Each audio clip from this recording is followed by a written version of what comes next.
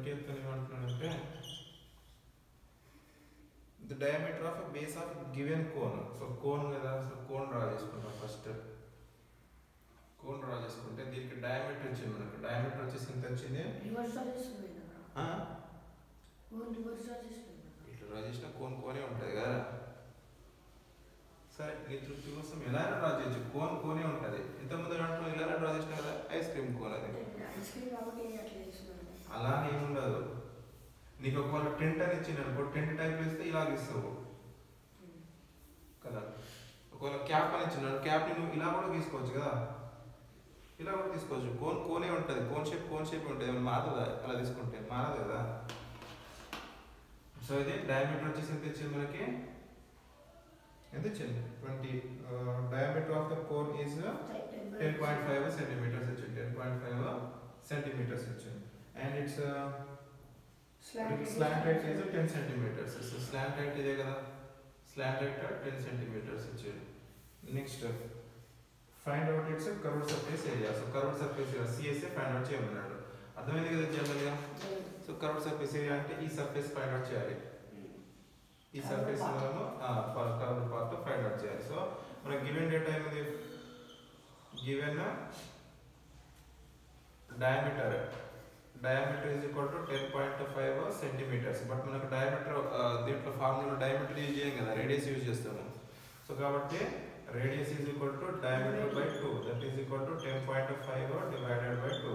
2 1s are 2 5s are 0.2 2s are 4 5. So 5.25. Radius is equal to 5.25 centimetres వచ్చింది. Radius is equal to 5.25 centimetres వచ్చేసింది మనకు. And given slant height అంటే L కదా, L is equal to 10 centimetres ఇచ్చింది మనకి. Okay, given data రాసుకున్నా. ఏం find out చేయమన్నాడు? పై కర్వ్డ్ సర్ఫేస్ ఏరియా కదా. So CSA is equal to find out చేయమన్నాడు. సో జనరల్గా CSA ఫార్ములా ఏంటి? therefore CSA curved surface area is equal to pi into R into L. Pi R L. So CSA is equal to pi value ఎంత substitute చేసుకోమని ఏమైనా ఇచ్చిన ఏమి ఇవ్వలేదు. So 22/7 ఇచ్చింది కదా ఇంట్లో. సో 22/7 తీసుకుంటాం. అక్కడ ఇస్తే అదే వాల్యూ తీసుకుంటాం. ఇవ్వకుంటే మనం 22/7 రిజ్యూమ్ చేసుకుంటాం. సో ఇంటూ ఆర్ వాల్యూ ఎంత?